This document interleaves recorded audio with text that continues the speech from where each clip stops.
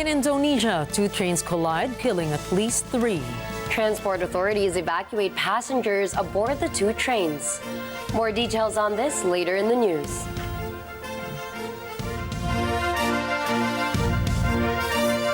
Good evening, I am Gianna Llanes. I am Nina Richie Alago Flores. This is Mata ng Agila International.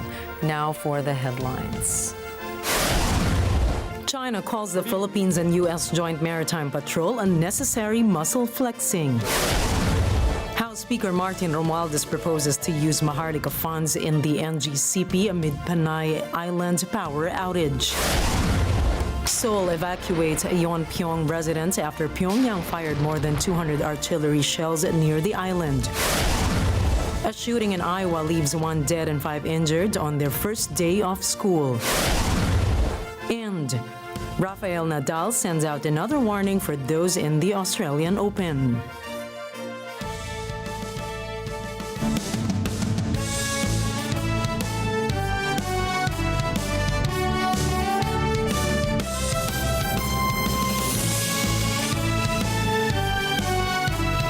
Las Vegas, Nevada. España, Paris, France. United Kingdom, Washington, D.C. London Bureau, Papua New Guinea. In New York, New York. Washington, D.C. Mata ng Agila. Mata ng Agila. Mata ng Agila International. Trusted, connected, on point.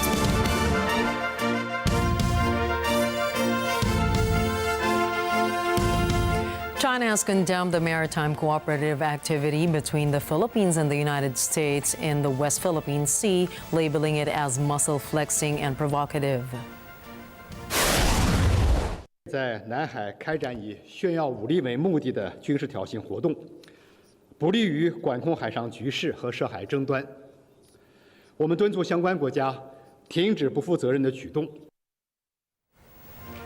Chinese Foreign Ministry spokesman Wang Wenbin stated that such military activities will not contribute to resolving disputes in the region and called on relevant countries to cease what he described as irresponsible moves. Wang added that China will persist in asserting and safeguarding its alleged territorial sovereignty and maritime rights and interests in the West Philippine Sea.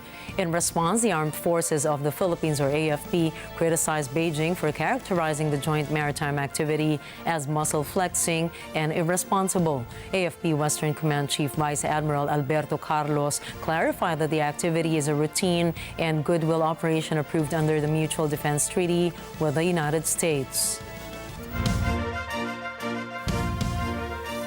The Department of Trade and Industry, or DTI, has condemned the existing shrinkflation done by some manufacturers. According to DTI Assistant Secretary Amanda Nograles, shrinkflation is a kind of fraud in which the size of a product is lessened while staking its original price. She addressed that consumers should know how to identify such types of products. Nograles insisted that the manufacturers should include the formula changes on their product packaging for consumers to know. DTI also urged buyers to report to the agency and send complaints if they observe changes that are not indicated on a product's packaging.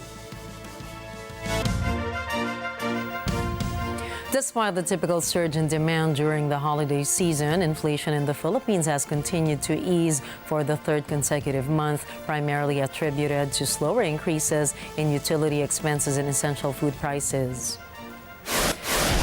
Over the past 3 months, the country's inflation has shown a downward trend, registering at 4.9% in October 2023, further declining to 4.1% in November and reaching 3.9% in December.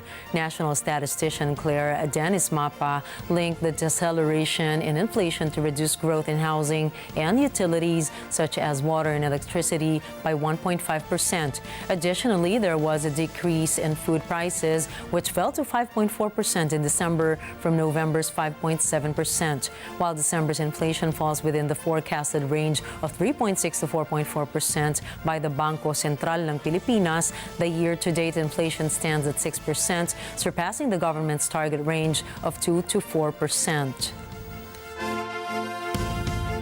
President Ferdinand Marcos Jr. has vowed that his administration will continually work hard to make the price of commodities affordable.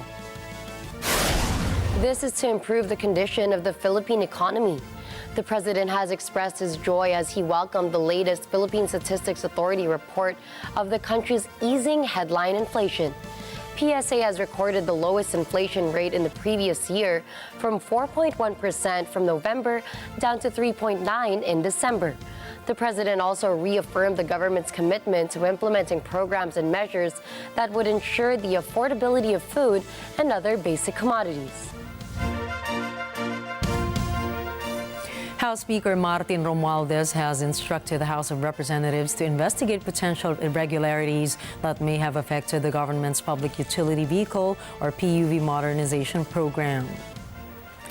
Romualdez directed the chairperson of the House Transportation Committee to conduct a probe into reports alleging collusion between current and former transport officials in the negotiation of modern or imported modern jeepney units meant to replace traditional vehicles.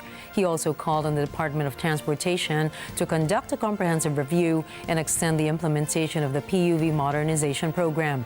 Romualdez emphasized the need to provide assistance to jeepney drivers transitioning to new vehicles and explore opportunities to offer them a fixed income. He specifically said the jeepney modernization program is not just about upgrading vehicles, it's a comprehensive plan to rejuvenate our urban transportation landscape, making it easier, more reliable, and in tune with sustainable practices.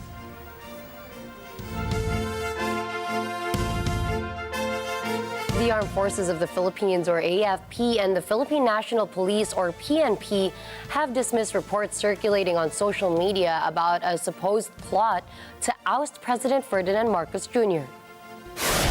AFP Chief General Romeo Bronner Jr. affirmed the military's steadfast loyalty to the Constitution and its commitment to fulfilling its mandate. He assured that the armed forces would continue to uphold the highest standards of professionalism. Meanwhile, PNP Chief General Benjamin Acorda Jr. ordered increased cyber patrolling to identify the source of the false information. The anti-cybercrime group has been directed to conduct a thorough investigation and has announced plans to file criminal charges once the perpetrators are identified. The power outages in Western Visayas prompted House Speaker Martin Romualdez to propose that Maharlika Investment Corporation, or MIC, should consider investing in the National Grid Corporation of the Philippines, or NGCP. NGCP was in the hot seat after lawmakers criticized the grids for preventing a 3-day power outage in Panay Island. The local government of Iloilo City estimates that the massive power outage caused an economic loss of 1.5 billion pesos. At least 733 public schools have suspended classes due to the power failure in the entire Negros Panay grid. NGCP released a statement saying there is a need for improved planning to ensure sufficient generation per island with a well-balanced mix of fuels and technology. Speaker Romualdez, who hails from Visayas, said MIC's strategic investment could provide essential capital for infrastructure upgrades and help in lowering the cost of electricity for consumers. MIC is a government-owned firm tasked to mobilize the Philippines' first sovereign wealth fund.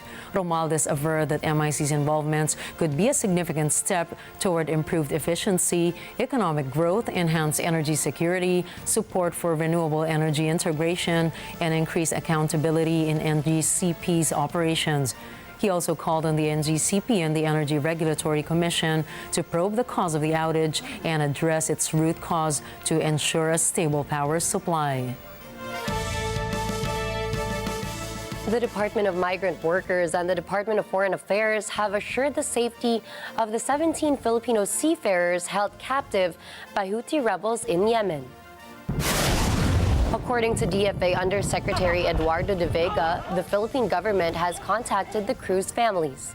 De Vega disclosed that there is a big chance that the seafarers will be released due to ongoing negotiations. Last November 19, 2023, the Houthi rebels attacked the Israel-owned ship carrying 17 Filipino seafarers.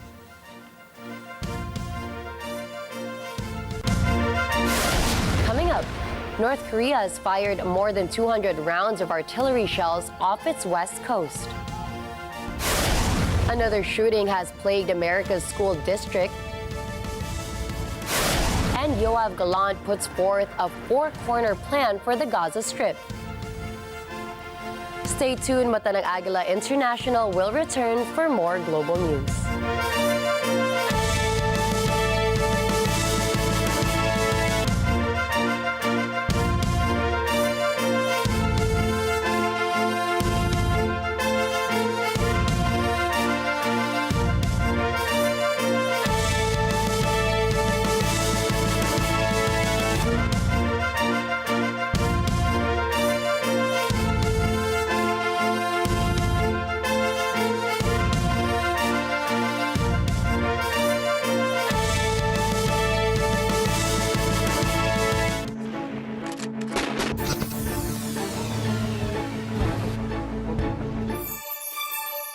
Sa kanyang walang sawang paghahatid ng ngiti sa atin kada umaga, ang ating Kanet 25 na si Pia Guanyo Mago ay nominado sa isang prestihiyosong parangal.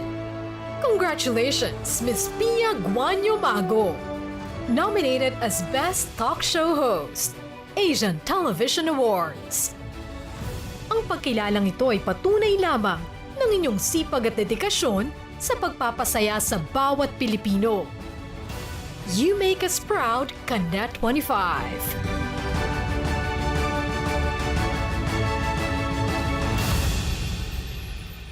Mga Kanet 25, nakapag New Year, New Me na ba ang lahat? Sa panibagong yugto ng ating buhay, patuloy ang Net 25 sa pagbabahagi ng kasiyahan, kaaliwan, tawanan, at mahalagang impormasyon sa inyo. Let's net together in 2024. Maligayang bagong taon mula sa Net 25.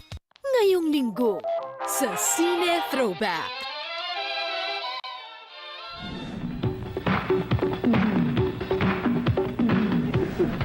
Ba't mo pinamigay yung kalabaw? Hindi naman natin yun ah. Kanya ako nga pinamigay eh. Manipis? Ah, manipis.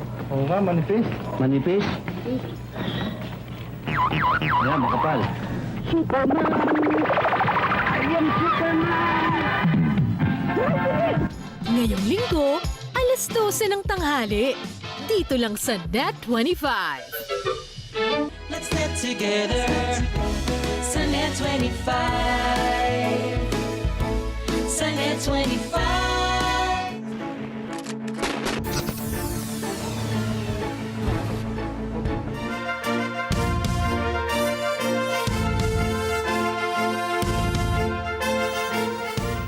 Welcome back to Mata ng Agila International. Myanmar's Independence Day became Freedom Day for thousands of prisoners in the country. The military junta announced a traditional amnesty Thursday. JC Yumul reports. Families stood outside the gates of Yangon Insane Prison as authorities brought out the inmates by bus. More than 9,000 prisoners tasted freedom in the annual release to mark the country's Independence Day. The traditional event comes as the army, which took power in a military coup in 2021, faces growing resistance from allied groups in the country's north. As coalition of ethnic armed groups claims, it has captured military positions and border hubs vital for trade with China. Analysts says that possesses a serious threat to the junta. Independence Day in Myanmar has previously been marked by a parade in capital followed by an address from the junta chief Min Aung Hlaing. But the junta leader was absent this year, leaving a subordinate to read prepared remarks in his place. There was no immediate indication that the political detainee had been among those to be released. JC Yumul for Mata ng Agila International, trusted, connected, on point. On January 13, Taiwan is set to elect a new president in a race that could redefine the island's relationship with China. Beijing has on multiple occasions laid claim over the sovereign nation, calling it a breakaway province, a lingering issue that has loomed over the country since its first election in 1996. The current vice president from the governing Democratic Progressive Party, or DPP, is on the ballot leading the polls, followed by a former police chief who is running on the main opposition party, Kuomintang's ticket. An ex-city mayor initially, the dark horse candidate, is now trailing behind these two candidates. To tell you more about the people who may decide Taiwan's future, here's Elijah Villanueva with the story. William Lai Ching-te of the ruling Democratic Progressive Party has been a soft-spoken figure within the local political landscape, but has been a staunch defender of Taiwan's self-governing status. During his tenure as President Tsai's premier from 2017 to 2019, Mr. Lai was viewed as a pragmatic worker for Taiwanese independence. He first served as a lawmaker representing the southern city of Tainan. He was elected the city's mayor in 2010 and held onto the post in 2014 with an unprecedented 73% of the vote. He remains the current frontrunner by a tiny margin, with recent polls showing him leading his closest rival by just 1%. Ooi Yue of the Kuomintang was a former police chief who turned to politics in 2010, becoming the mayor of Taipei, Taiwan's most populous city. He was re-elected in a landslide in 2022. Mr. Ho's track record as a competent policeman and a popular mayor made him the KMT's top pick as it seeks to reclaim Taiwan's leadership after 8 years.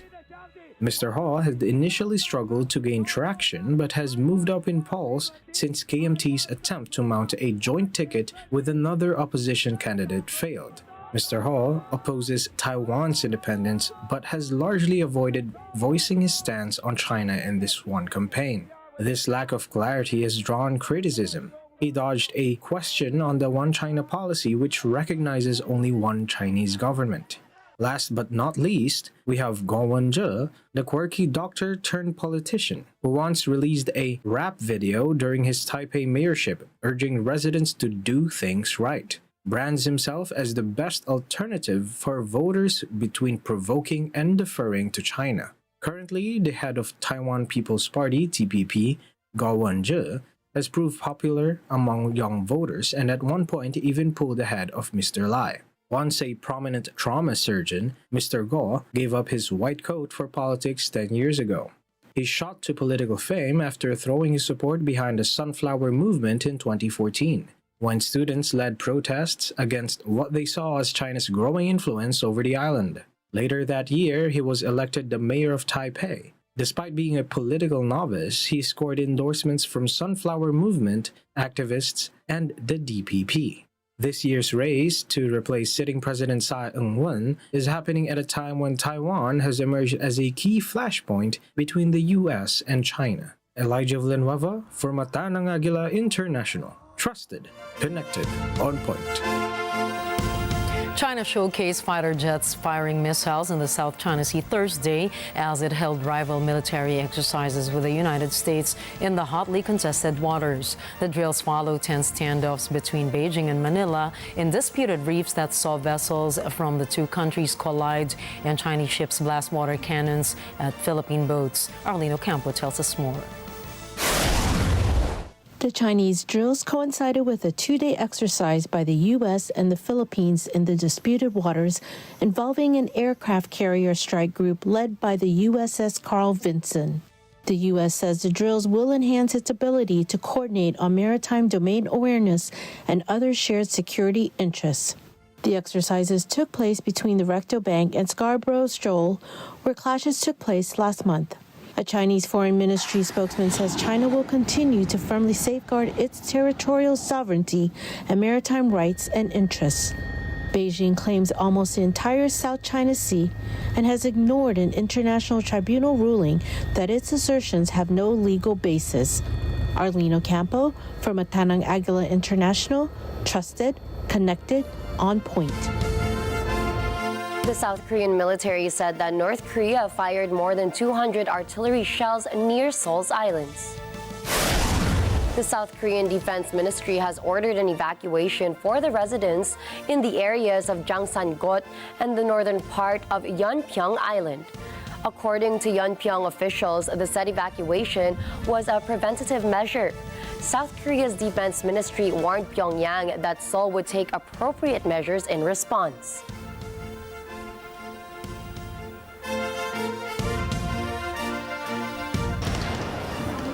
Lee Sung-jun, an official from Seoul's Joint Chiefs of Staff, also said that Pyongyang's artillery barrage was a provocative act which threatens peace on the Korean peninsula. Lee added that South Korea is tracking and monitoring Pyongyang's movement in close cooperation with the United States. In 2010, North Korea fired 170 artillery shells onto Yeonpyeong Island, killing 4 people. During Pyongyang's key year-end policy meeting, North Korean leader Kim Jong-un warned of a nuclear attack on Seoul. Kim also ordered to expedite Pyongyang's military arsenal ahead of an armed conflict that he described could break out anytime. China calls for restraint from all sides after Seoul said North Korea fired an artillery barrage near 2 South Korean islands. Hours after the reported barrage, South Korean Marines on the border island of Yeonpyeong conducted live-fire artillery drills. Chinese Foreign Ministry spokesman Wang Wenbin said China is paying attention to the developments in the Korean peninsula. 当前形势下，我们希望有关各方保持冷静克制，不采取加剧紧张的行动，避免局势进一步升级，为重启有意义的对话 创造条件。 Wang reiterated, as a neighbor to Korean peninsula, China is an advocate of maintaining peace and stability in the region. He urged Seoul and Pyongyang to resolve their issues through dialogue and consultation. The U.S. says North Korea has provided Russia with ballistic missiles and missile launchers used in recent attacks on Ukraine. National Security Council spokesman John Kirby says Russia fired the Pyongyang-supplied missiles in 2 attacks within the past week. Krisan Fargata has the report.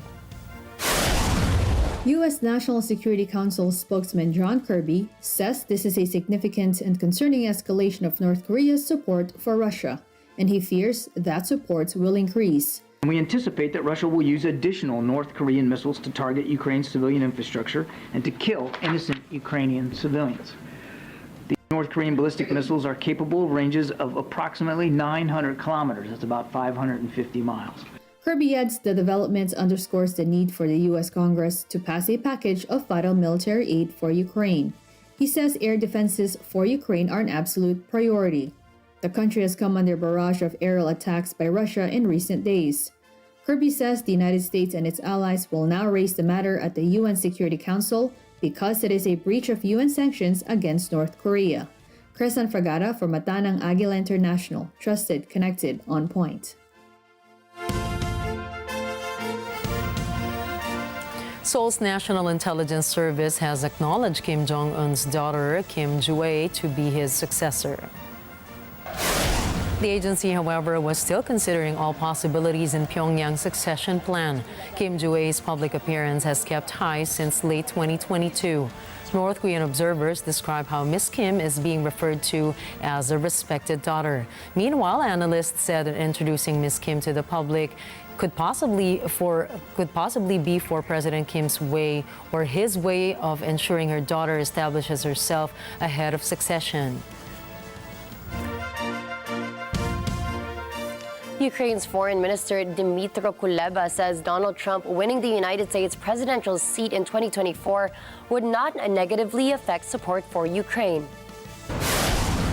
Many in Ukraine fear that Trump would halt Washington's funding to Kyiv if he becomes the U.S. president again.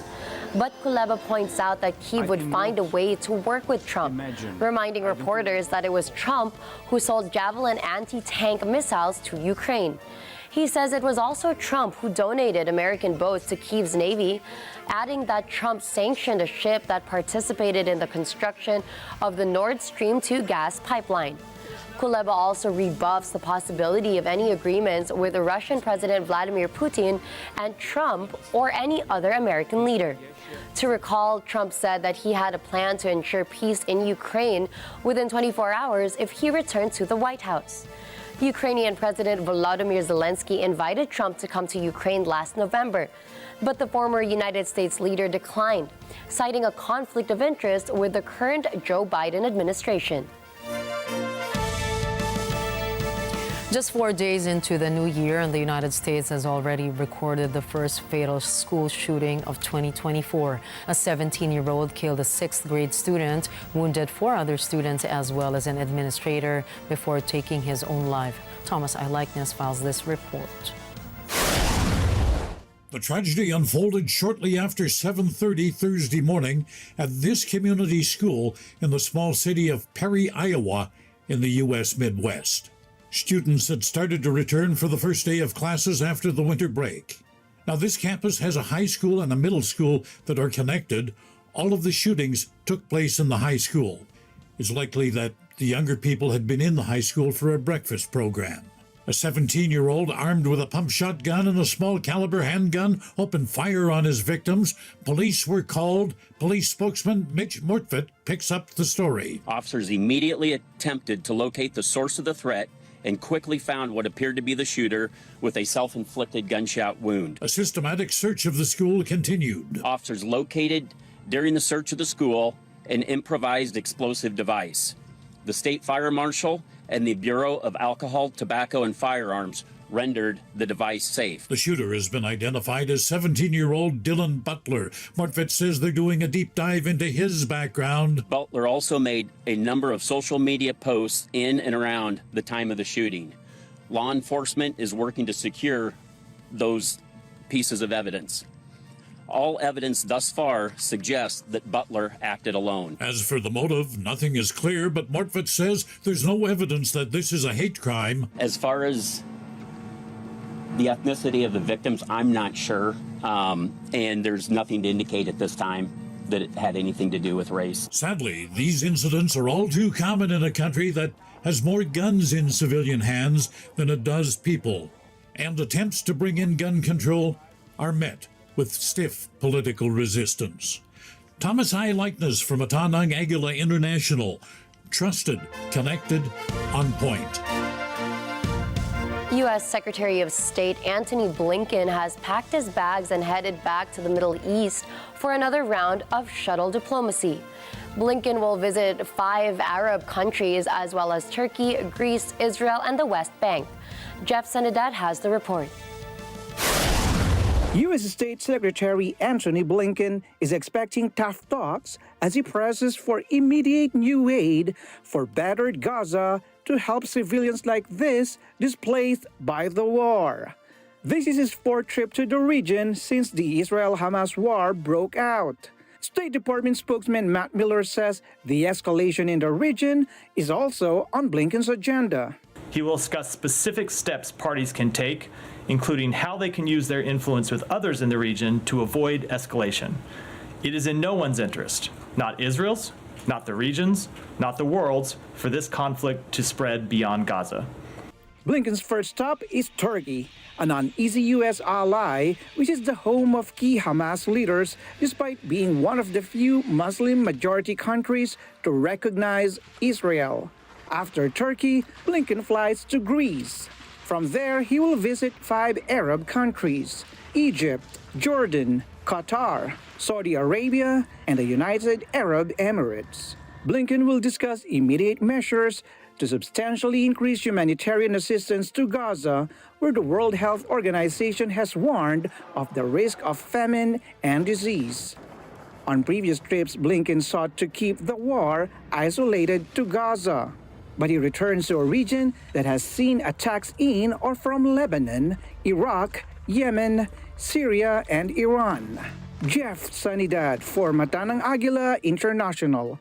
Trusted, connected, on point. In the Red Sea, an armed unmanned surface vessel dispatched from Houthi-controlled Yemen dangerously approached U.S. Navy and commercial vessels before detonating. This incident unfolded mere hours after Washington, along with several UN member states, issued a final ultimatum to the Iran-backed militia group, warning them to halt their attacks or face military consequences.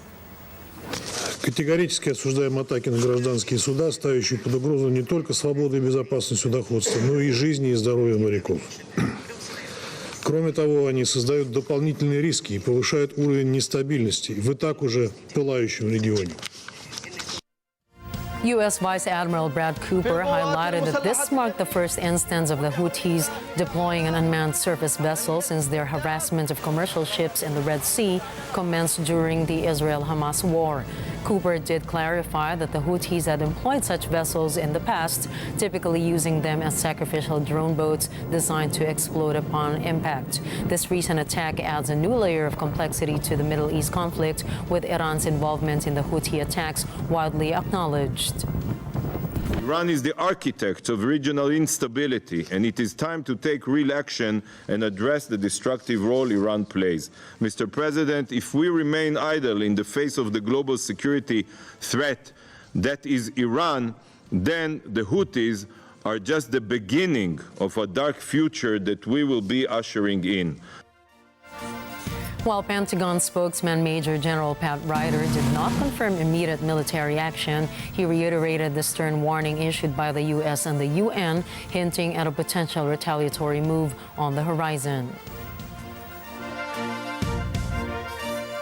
The IS group has claimed responsibility for a bomb attack in southern Iran that targeted crowds marking the anniversary of spy master Qasem Soleimani's assassination by the U.S. This attack resulted in the death of 84 people and many others were wounded. The head of Iran's emergency services revised the death toll from an earlier figure of 95. Initially, Iran pointed to Israel and the U.S. as potential culprits behind the attacks. However, the IS later claimed responsibility, providing details that the first bomber detonated his explosives belt among a gathering of people, with the second triggering his explosive about 20 minutes later. In recent years, they have attacked both civilians and security forces in Iran on multiple occasions. Israeli Defense Minister Yoav Gallant has outlined proposals for the future governance of Gaza once the war between Israel and Hamas is over. He put forth their intention for there to have limited Palestinian rule in the territory, while pushing his agenda for Hamas to lose control over the Strip. Fighting in Gaza continued alongside the plan's publication, with dozens of people killed in the previous 24 hours.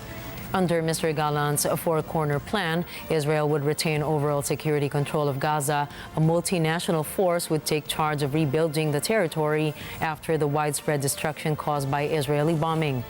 Neighboring Egypt would also have an unspecified role to play under the plan. The document adds that Palestinians would be responsible for running the territory.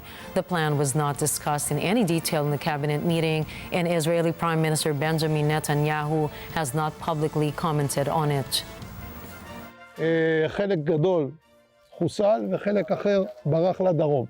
המשמעות היא שבמקום הזה, מבחינה טקטית, מה שאנחנו נעשה אופרטיבית, זה פעולות שהן התקפה באש, כניסות בתמרון, מבצעים מיוחדים, אם צריך נחזיק לפרק זמן שנחליט שטח, אבל היעד הוא להתיש את האויב, להרוג אותו. Some far-right-wing members of Mr. Netanyahu's government have said that Palestinian citizens should be encouraged to leave Gaza for exile with the re-establishment of Jewish settlements in the territory. While Mr. Gallant's proposals may be regarded as more practical than those suggested by some of his cabinet colleagues, they are likely to be rejected by Palestinian leaders who say that Gazans themselves must be allowed to take full control of running the territory once the war is over. חזרתי כעת מתוך רצועת עזה, פגשתי את הלוחמים, הם נלחמים עם פניהם אל האויב ובגבם יישובי עוטף עזה. הם יודעים את משימתם, הם מבצעים אותה מצוין על מנת שכאן בעוטף עזה החיים יחזרו למסלולם. לפי המלצת צה"ל ומערכת הביטחון, אנחנו נחזיר בקרוב את היישובים שנמצאים בטווח של 4 ועד 7 קילומטר בצפון העוטף אל בתיהם.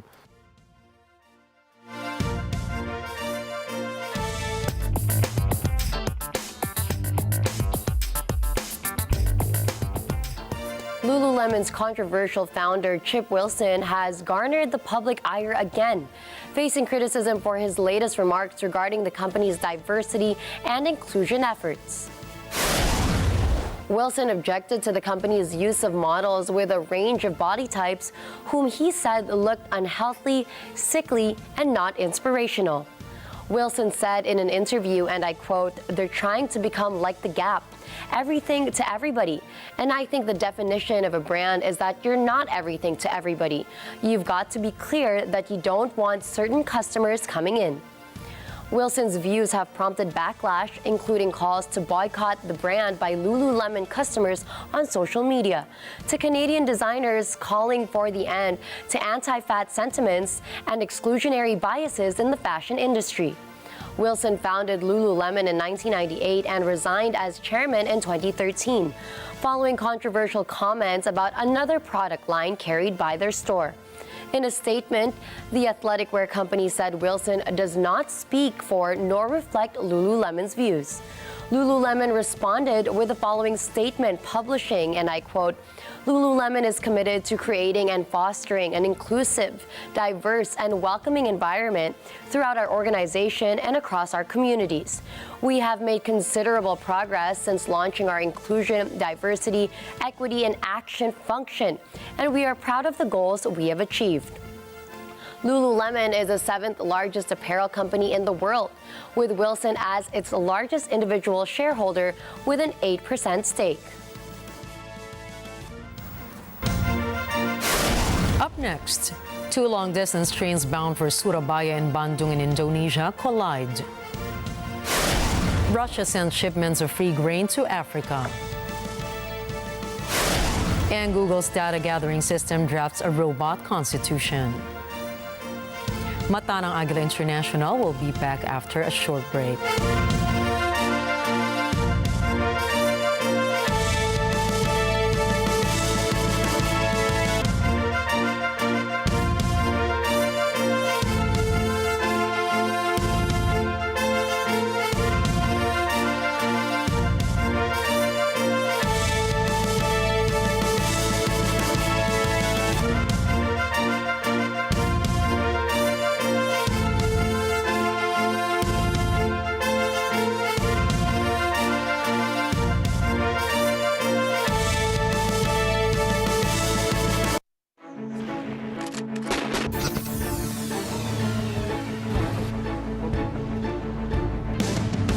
When buying online, how do you navigate the issue of authenticity and counterfeit products?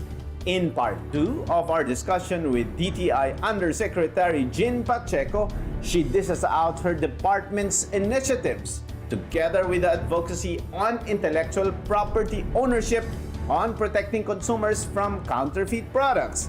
Kasama na rin dyan ang mga usapan tungkol sa mga nabubudol sa online shopping at marami pang ibang kaalaman para sa negosyante at consumer. The law really wants to build trust in e-commerce, to protect the consumers and also to protect the merchants. Open for Business with Cesar Vallejos, Sunday, 9 p.m. Let's get together, Sunday 25, Sunday 25.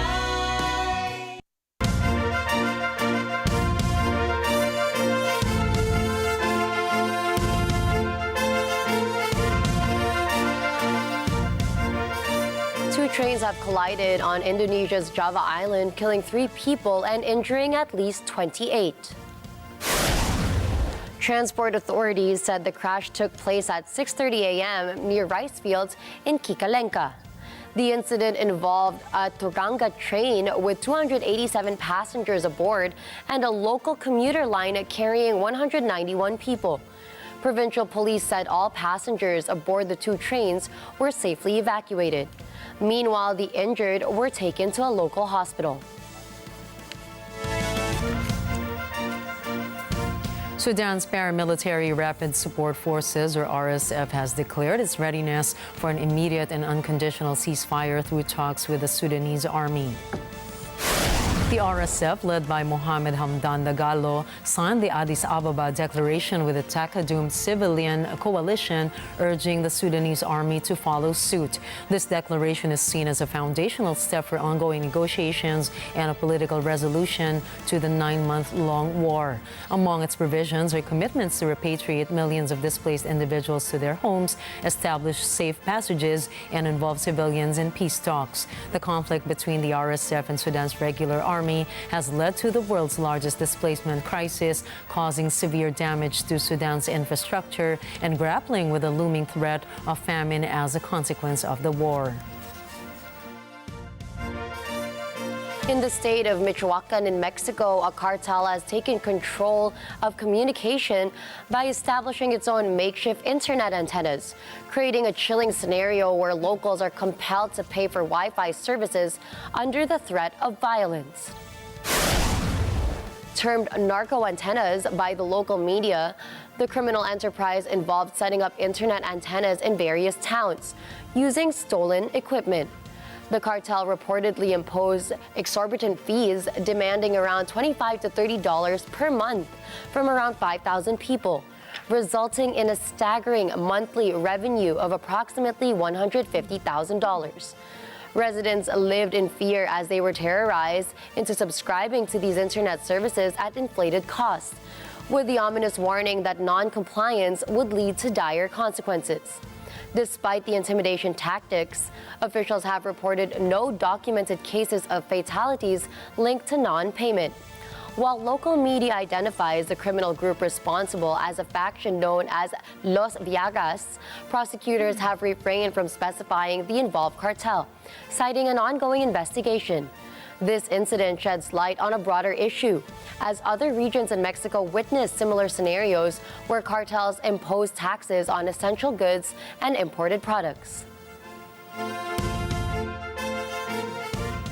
Italian Prime Minister Giorgia Meloni has suspended a member of parliament who took a handgun to a New Year's Eve party where someone was shot with it. Emanuele Pozzolo, a lawmaker for Meloni's far-right Brothers of Italy party, has admitted owning the mini revolver but says he did not fire it. Naya Dames has the details.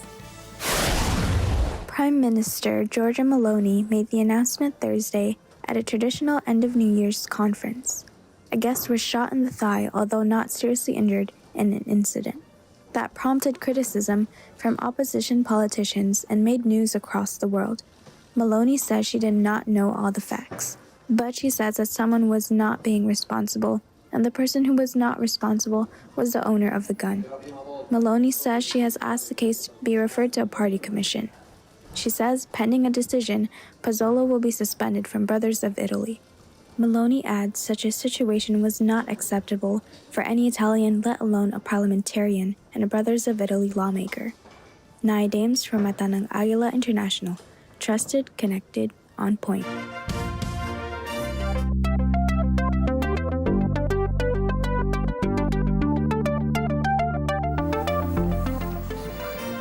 Google's DeepMind robotics team has unveiled 3 groundbreaking innovations poised to revolutionize how robots navigate the real world, enabling them to make quicker, smarter, and safer decisions. Among these advancements is AutoRT, a cutting-edge data gathering system employing a visual language model and a vast language model working in tandem.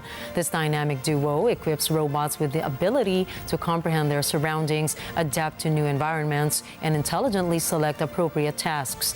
The introduction of the robot constitution, drawing inspiration from Isaac Asimov's renowned 3 laws of robotics, marks another leap forward. This set of safety-focused directives serves as a guiding framework, ensuring that robots, such as your office assistant, can proficiently retrieve printer paper without posing a threat to human colleagues. The Constitution prompts robots to steer clear of tasks involving humans, animals, sharp objects, and electrical appliances. To bolster safety measures, DeepMind has also implemented an automatic stopping mechanism. If the force on a robot's joints exceeds a predefined threshold, it halts operations to prevent potential hazards.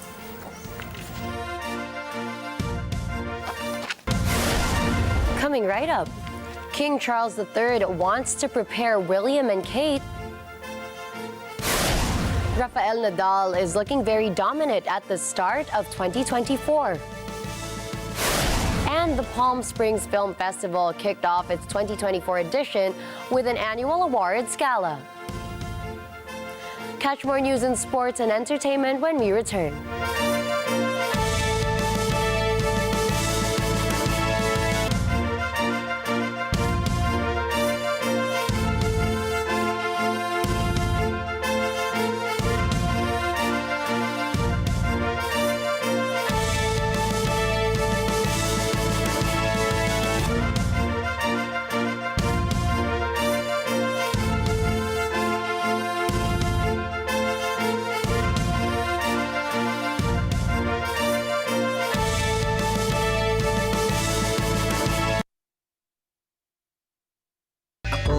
Si Lolo Ever. At ako si May.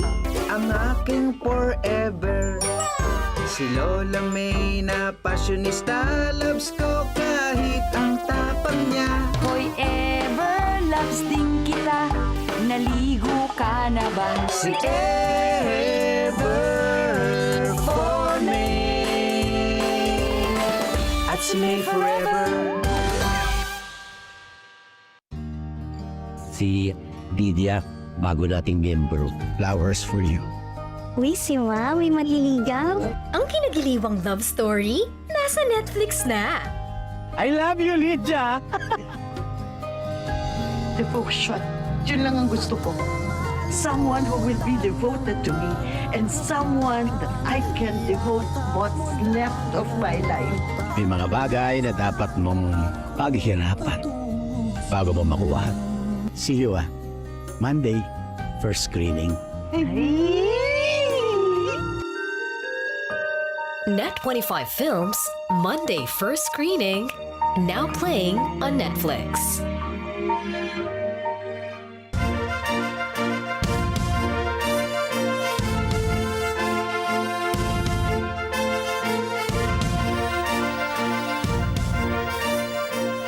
With 2023 in the books, many are gearing up for a fresh start with resolutions for 2024. From fitness to career goals or refocusing on connections with friends, New Year's resolutions help people embrace change and self-improvement. In Pasadena, California, Eva Basayahe has the report. It's that time of year again for New Year's resolutions. What better place than at the iconic Rose Parade in Pasadena, California, to ask folks what they are resolved to achieve in 2024. My resolution is to stay more connected with my friends and family.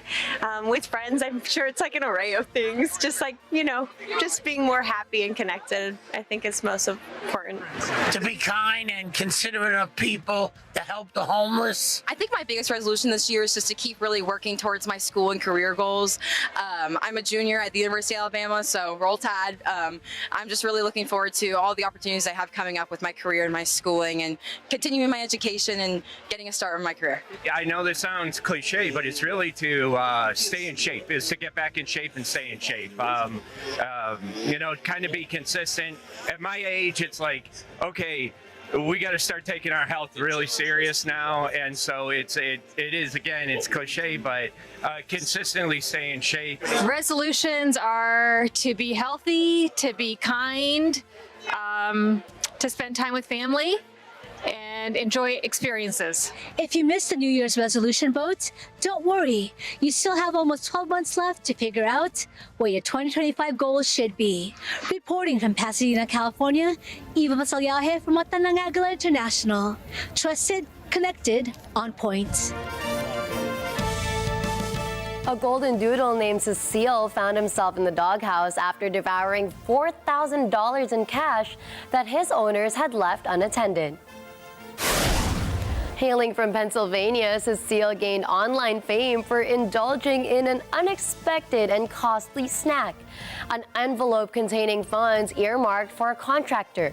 The canine caper unfolded when, around 30 minutes later, Clayton and Carrie Law discovered their cherished pet amidst the aftermath of the priciest meal of his life. The once intact bills now lay in rough strips and scattered pieces throughout the space. Following Cecile's impromptu feast, he nonchalantly retired to the couch for a nap, while the concerned owners promptly reached out to their veterinarian to assess the situation. Fortunately, the veterinarian assured the Laws that their greedy companion would be okay. The couple then embarked on a less than pleasant mission to recover the shredded bills, scouring Cecile's droppings and vomit. Despite the less than pleasant search, they managed to piece together most of the money and only lost around $450. Some royal insiders claim that King Charles has called an emergency meeting with his eldest son, Prince William, and daughter-in-law, Kate Middleton. Speculation suggests that King Charles is considering abdicating the throne after Queen Margaret of Denmark announced to step down on January 14. Sources say the British king discussed the future of the monarchy with Prince William and Princess Kate. But Prince William reportedly wants King Charles to continue reigning until Prince George, second in line to the throne, reaches a certain age. Some royal supporters are urging King Charles to set an example by celebrating Prince William's crowning ceremony in his lifetime. Some are also calling for King Charles to prioritize his health and enjoy the remainder of his life with his grandchildren.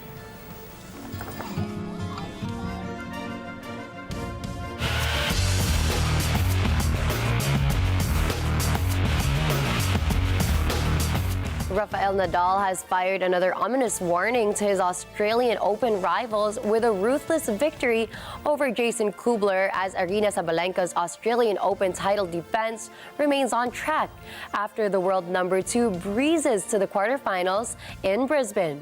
Vin Pascua has the score. In just his second match back from almost a year out of the game, Rafael Nadal cast sentiment aside to crush Jason Kubler 6-1, 6-2 in a tennis masterclass.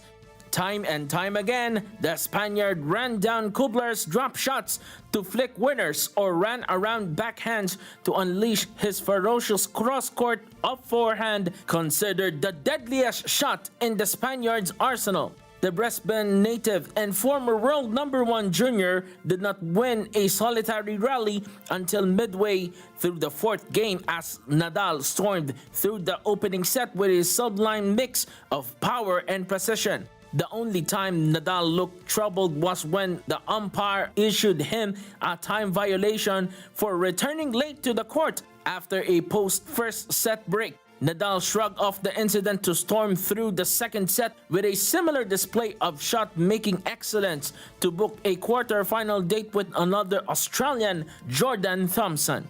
While on the women's side, Aryna Sabalenka extended her winning streak in Australia to 13 matches with a 6-1, 6-0 rout of China's number 33, Lin Zhu, at center court. She underlined her Australian Open prospects with her second straight set win of the season. The Belarusian will face Russian 5th seed Daria Kasatkina in the quarterfinals of the Brisbane International. Reporting for Sports, Vin Pascua for Mata ng Agila International. Trusted, connected, on point. Nikola Jokic hit a 40-footer at the buzzer as the Nuggets stunned the Warriors 130-127. Steph Curry gave the defending champs quite a fright as he looked unstoppable from the three-point line, but late-game heroics from NBA's defending champions Jamal Murray and Nikola Jokic helped the Denver Nuggets weather the storm. Jokic played some crazy impressive basketball, giving the Nuggets an impressive record, winning 11 of their last 13 games. Jokic had 34 points, 10 assists, and 9 rebounds. He tied it at 127 with a short jumper with 26 seconds left. Golden State's final possession ended with Stephen Curry's turnover, setting the stage for Jokic's winner from near the right sideline. Aaron Gordon scored 30 points for Denver and Jamal Murray had 25, while Curry led Golden State with 30 points, while Klay Thompson added 24. The Warriors were without Draymond Green for the 11th straight game, but Green is expected to return to the team in the coming days. Jokic has it. Clock ticks, got to put one up. Jokic for the win. Oh, it's good! Jokic got it off in time!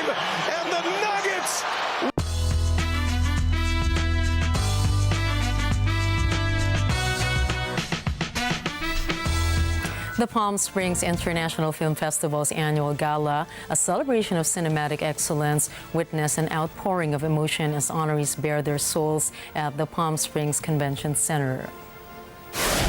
Billie Eilish and Phineas made history as the first ever songwriters to be honored with the Chairman's Award, recognizing their phenomenal work on the chart-topping What Was I Made For from the movie Barbie.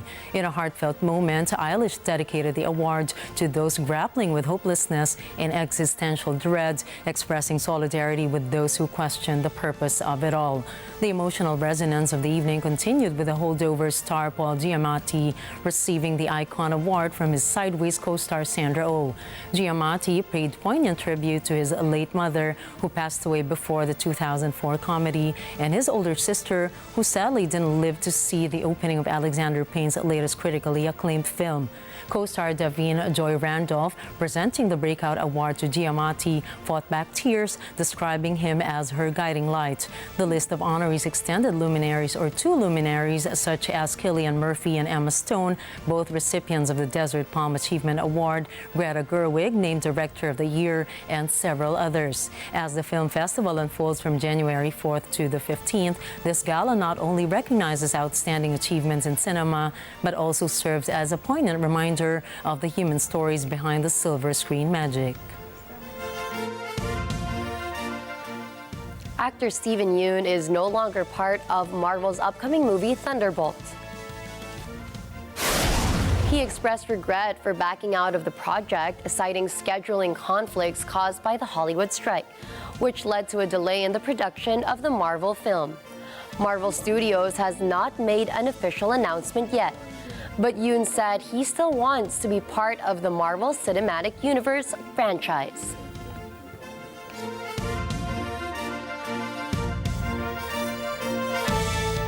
And there's nothing we can do about it. It's Friday. Happy weekend. Happy weekend. And to send you off this Friday, here's a quote from Jason Todd Smith, also known as LL Cool J. Dreams don't have deadlines. I'm thinking of doing bigger and better things and having more fun with it. And I think with the start of the year, a lot of us also have resolutions and put pressure to fulfill them, just like our dreams. Just remember not to put pressure on yourself. Really think about the purpose of these resolutions or these aspirations. And it's really nice that we have all these beautiful quotes to start the year.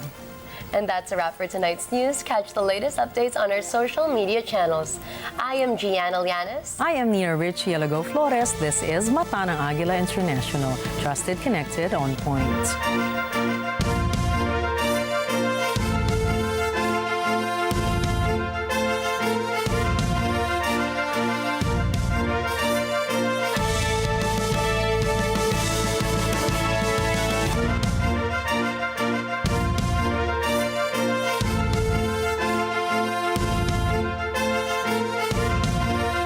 Thank you for choosing Mata ng Agila International, your trusted news source, connecting you to the world and on point with stories from around the globe. Follow, like, and subscribe to @Net25 TV.